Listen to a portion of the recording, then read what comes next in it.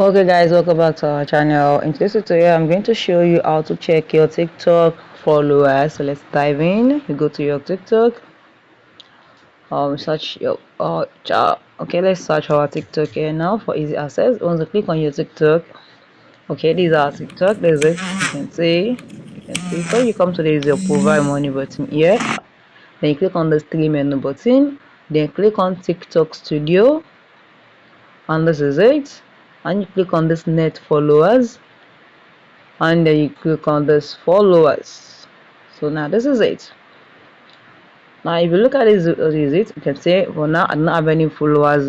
Total followers is 0, net followers is 0. So if you wanted to check this, is how you check this for the 828 days. Just click on it and it's going to bring out all your followers in the next from the past 28 days, from the past 60 days, from the past 365 days. And if it is custom, this is how you check your followers, just for you to know who are those that followed you in the past days, in the 28 days before, a year before. This is how you can check everything about your followers. So if you found this video helpful, click the like button, share and comment.